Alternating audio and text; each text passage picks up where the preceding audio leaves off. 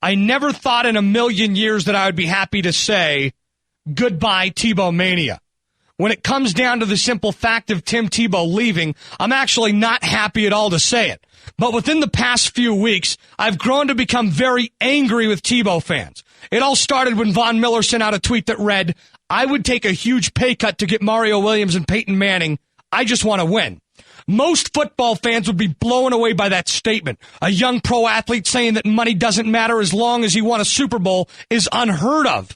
But instead of getting respected, patted on the back, and fan recognition, he was attacked relentlessly by Tebow Nation. He was called a backstabber, a liar, a fake, a fraud, a loser, and a phony. It was sick. From that day forward, I have turned a cold shoulder to the fan base that made up for a huge percentage of my listenership, Twitter followers, and Facebook friends.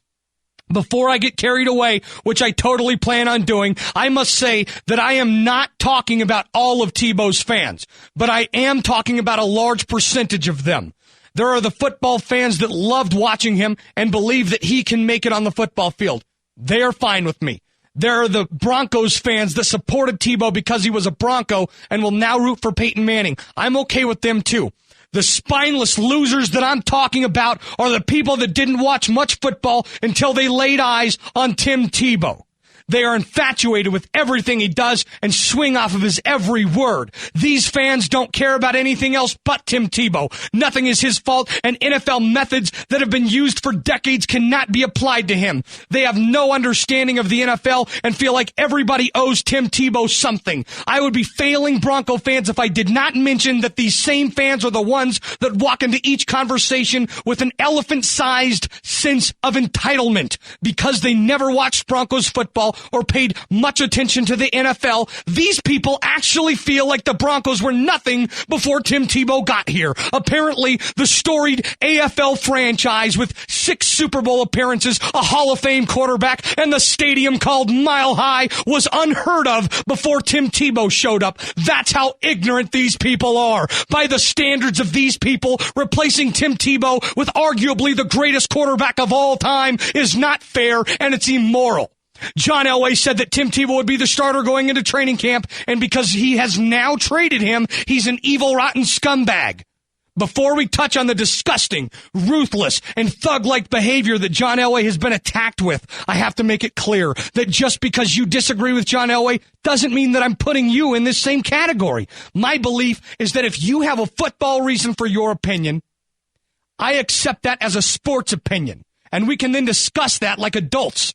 What I'm talking about is the same group that I've been mentioning. The group that, once again, knows nothing about the league that has been around for nearly a century. You see, John Elway was operating the same way that he has been for the past 20 years, but little did he know he was playing with a different deck of cards, a deck of cards that has been manufactured by religious zealots and fans of the pop icon, but not the football player. According to these people, the Denver Broncos owe Tim Tebow something. After just 15 starts, they owed Tim Tebow a starting spot and residency for life. I put out 6 on-air rants in defense of Tim Tebow last year. All of them can be found online on my YouTube channel. I called out local media, national media, some of which I have to see on a daily basis, some of which I'm rehashing relationships with right now, all in defense of Tebow. The intro to my show is me pleading my case for Tebow to be the starter in the preseason. With that said, even I know that the Broncos do not owe Tebow anything.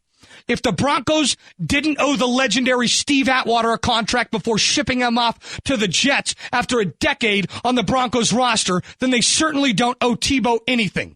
I would guess that 95% of the group that I'm aiming at right now have no idea who Steve Atwater is. The Steve Atwater, the one with 173 tackles in 1990.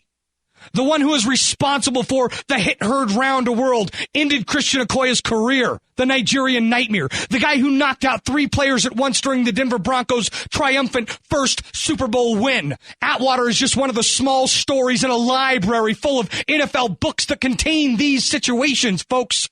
What about the guy that's replacing Tim Tebow now? The great Peyton Manning, a quarterback who really did make a team relevant, a 4-time MVP who owns many records and spent the past 14 years building an empire, a Super Bowl MVP that single-handedly made it possible for new stadiums to be built and then was kicked out the door, missing the last season with an injury. Didn't the Colts owe him? Didn't they do him wrong? Surely, if Tebow was done wrong by being traded away after 15 starts, Manning's release has to be the most unethical, immoral dismissal of a player in NFL history. You'll never hear that from the mainstream Tim Tebow fans, though. They don't acknowledge it. As a matter of fact, some of these fans have expressed on my Facebook page and my Twitter timeline that they hope he gets injured. Yes, you heard that correctly. The fans of the NFL player that holds his moral and spiritual values at the highest plateau actually behave in the exact opposite manner of what he preaches.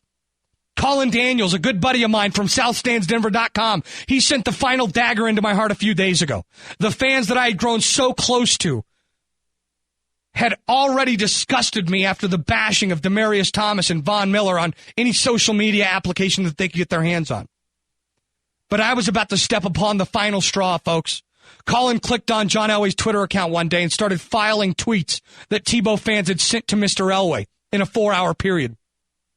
It was pretty easy for him to copy 100 of them in no time. I later looked for myself, and there must have been thousands of derogatory tweets to Mr. Elway. Picking which ones to use for his article was very... actually, I should say this. Picking tweets to use for this article wasn't that hard, but picking tweets to use for this article that I could say on the radio and publish on a website were very hard because these were nasty, profanity-laced quotes. They really were. Just a few. There's nothing like a man's word. You took it back. You're a coward. Here's another.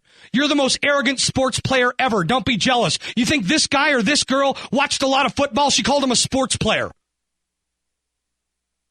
I'm sure she's been watching, or he's been watching NFL for years. Sports player. You made the biggest mistake that you have ever made, John. You lied to all the fans. I know it, and so do you. Paybacks are coming soon. Now they're threatening.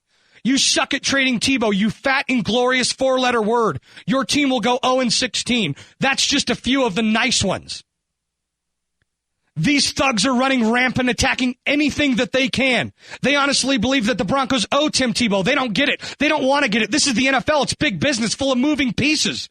Reading the overwhelmingly malicious comments that appeared on Elway's timeline was enough. It was at that point that I had to disassociate myself from them, turn around, and point the finger. That's what I'm doing now. Some of these people will look at this column and they will diss. And they'll say, you know what? Spano is dissing Tim Tebow. That's what they'll say. That's how ignorant their minds are.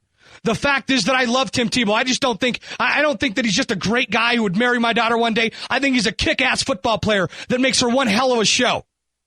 I think he provides a skill set that we haven't seen, and with a few improvements, could be one of the deadliest players in all of football. I think he has the game-winning gene. I think he's great under pressure. I think he could master half of the positions on a football field and be effective at the pro level. Any of them, quarterback included.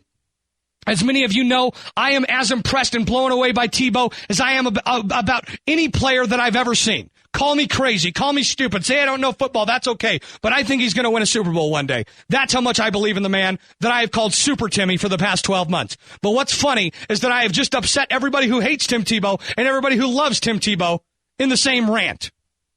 And as I think about the simple notion, I realize that the problem lies within that very formula. You have to be for everything or be against everything. Sorry, I have my own mind. Thanks, guys. I will not condone the behavior from the people that some refer to as the Tebow Taliban.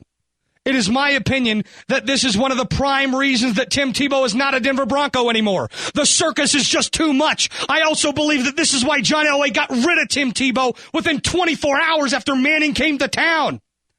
Elway did not want these scoundrels anywhere near his precious franchise. He did not want the greatest quarterback of all time to have to deal with this nonsense and questioning. I'm assuming that Elway himself did not want to deal with this issue either. For everybody who says that franchises don't make moves based on the fans, I agree. But I believe that this situation is different. According to Alex Marvez, FoxSports.com, legendary GM Bill Polian told him that having Tim Tebow and Peyton Manning on the same roster would create the kind of off-field distraction that teams try to avoid because of the potential trickle-down effect on each player and the rest of the roster. That was the exact quote from Polian in his column a few days ago. That tells me all I need to know when a guy like Polian says that about a player. Tebow Mania has packed up and left town, and I'm glad that I don't have to see it or hear it anymore. I wish Tim Tebow all the luck in the world, and I also hope that his fan base can get a grip of reality. Maybe this will teach them a lesson. Maybe this will make the sane ones embarrassed enough to help control this issue. Unfortunately, it probably won't. Goodbye, Tim Tebow Nation, and for the last time ever, GB2.